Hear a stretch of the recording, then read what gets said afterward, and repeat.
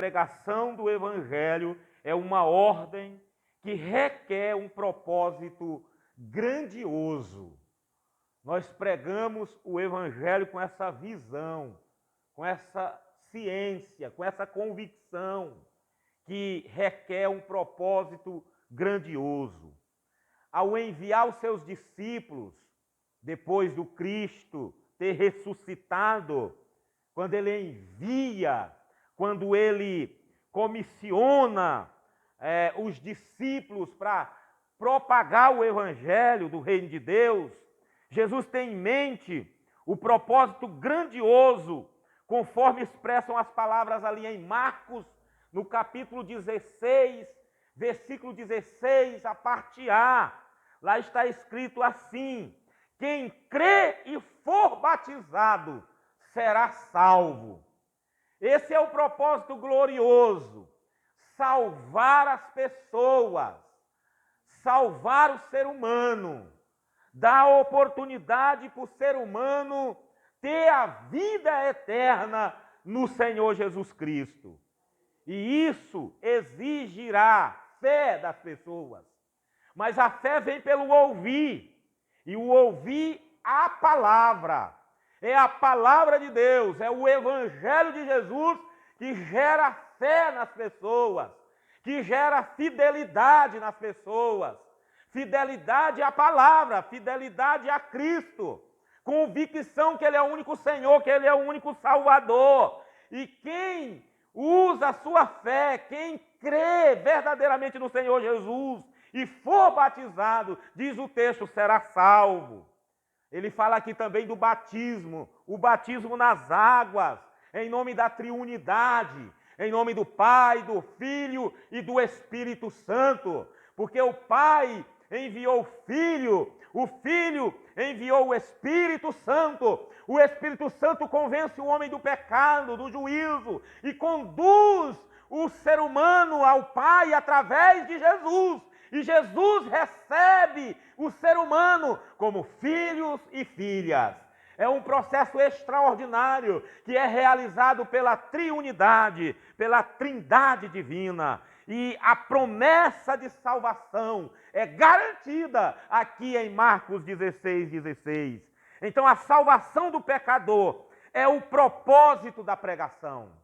A igreja está presente nesse mundo, mas ela não pertence a este mundo, que é um sistema controlado pelo inimigo, mas ela está neste mundo com uma missão, ela vive o reino de Deus, ela está aqui pregando o evangelho do reino de Deus, e ela está presente ainda nesse mundo com o propósito de pregar o evangelho.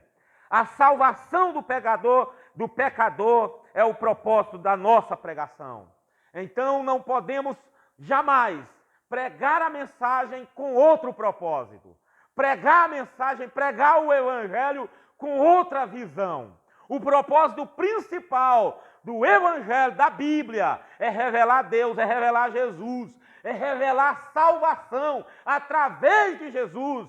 As outras coisas nos acontecerão naturalmente. A Bíblia diz que quem tem Deus, quem tem Jesus, as bênçãos os perseguirão. Mas o propósito principal é saber que o nosso nome está escrito no livro da vida, é ter certeza da vida eterna no Senhor.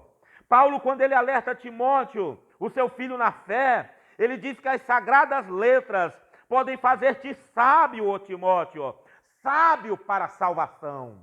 Sábio, nesse contexto aqui, é aquele que responde positivamente o Evangelho de Jesus. Salvo, nesse contexto aqui, é aquele que se agarra ao Senhor Jesus, que se agarra à palavra de Jesus, que não perde a oportunidade para aceitar Jesus como Senhor, como Salvador de sua vida, de se reconciliar com Ele, de se envolver mais com Ele. Esse é sábio, porque quando eu vivo a palavra, ela me torna sábio para a salvação. E pela fé que há em Cristo Jesus, o homem realmente terá a vida eterna. Então o propósito da pregação é promover verdadeiramente a vida eterna, dá chance para as pessoas conhecerem Jesus e o aceitar como Senhor e Salvador da sua vida. O propósito, agora de uma maneira negativa, não é promover entretenimento. O propósito do Evangelho, o propósito da Bíblia, o propósito da igreja presente ainda desse mundo, não é promover entretenimento, não é de autoajuda. O propósito não é de prosperidade financeira. Tem muita gente que não conhece Jesus e tem muitos recursos. Tem muita gente que não está nem aí para Jesus e é abençoado financeiramente. E tem muito mais dinheiro, muito mais grana do que quem é fiel. Porque verdadeiramente o propósito do Evangelho não é financeiro, é garantir a vida eterna para aquele que crê. Para aquele que aceita Jesus como Senhor, como Salvador. É conduzir o pecador à salvação. Não há propósito maior. Quando a gente entende isso verdadeiramente, não há nada mais glorioso, não há nada mais extraordinário, porque a gente começa a olhar com um olhar espiritual, a gente começa a discernir as coisas espiritualmente, a gente começa a perceber que as coisas deste mundo são perecíveis, que o mundo passa, que as coisas do mundo passam, mas quem está em Cristo viverá eternamente. Glória a Deus, glória a Jesus por isso. Então foi para garantir a nossa salvação que Jesus veio, foi para garantir a nossa salvação que Cristo se manifestou. Isto é, Cristo se fez carne e habitou entre nós. Eu acho isso de uma grandeza e de algo assim, tão humilde da parte de Deus. O Deus gigante, o Deus todo-poderoso, se esvaziou, se fez gente. Tem um teólogo que ele diz, ele nos caçou e nos achou. Ele nos procurou e não desistiu de nós. O Deus Todo-Poderoso que está acima das estrelas, que está acima dos céus, que está acima de todas as coisas, ele se humilhou a ponto de se transformar num ser humano. O Deus invisível se fez gente e habitou no nosso meio e morreu morte de cruz e foi sepultado, mas ele ressuscitou ao terceiro dia. Foi visto por mais de 500 pessoas, foi para o Pai e voltará para levar a sua igreja. Amém? Eu espero que você perceba isso, essa grandeza. Tente imaginar a cena, como o nosso Deus é um Deus diferente. Não é igual aos deuses da mitologia grega, que são deuses da imaginação humana. Os deuses da mitologia grega são deuses arrogantes. Eles olham para o ser humano e tratam os seres humanos como miseráveis, como mortais. Os deuses da mitologia grega, os deuses criados pelo ser humano, os deuses da imaginação humana, ele trabalha de todas as formas para humilhar o ser humano. Mas o Deus que nós servimos, que é real, que é verdadeiro, que é o Todo-Poderoso, que é invisível, mas é real, que está acima de todas as coisas, ele se esvaziou.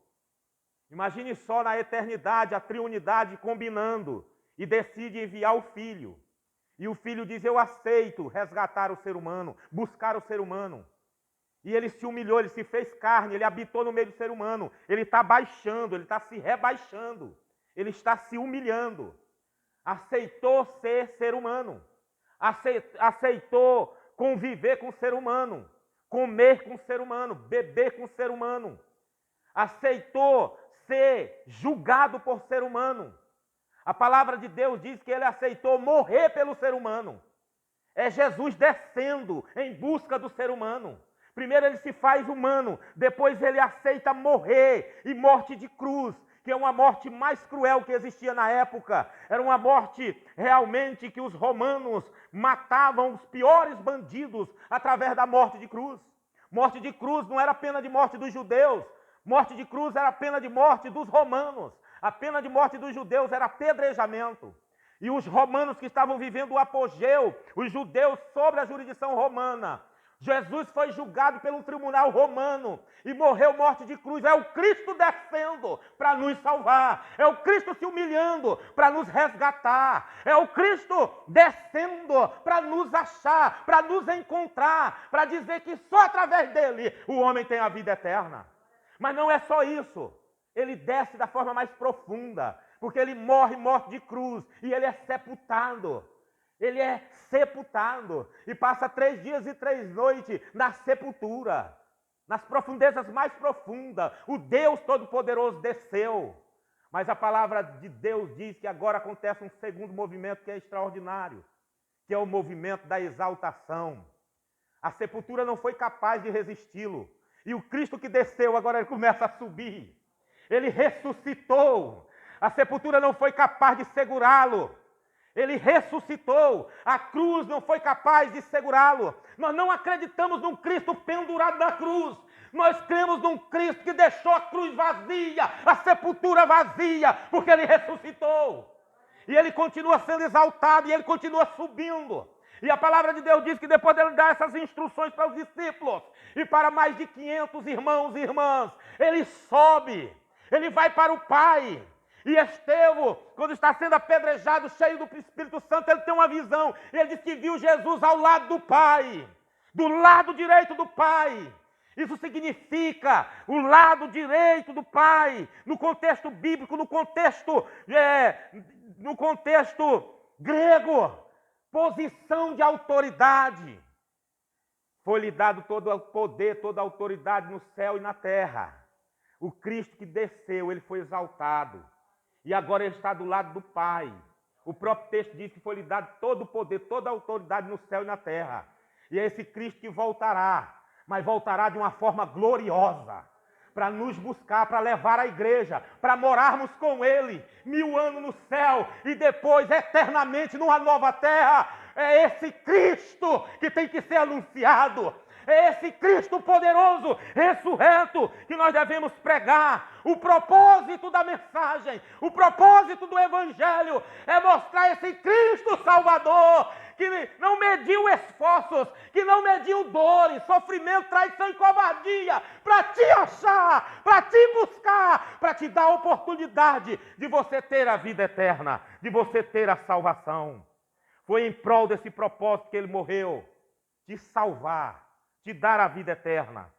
Em nossa pregação nós precisamos levar em conta uma condição necessária.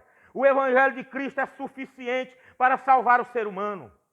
Mas este, por sua vez, precisa crer no Evangelho. O Evangelho é suficiente. O Evangelho basta.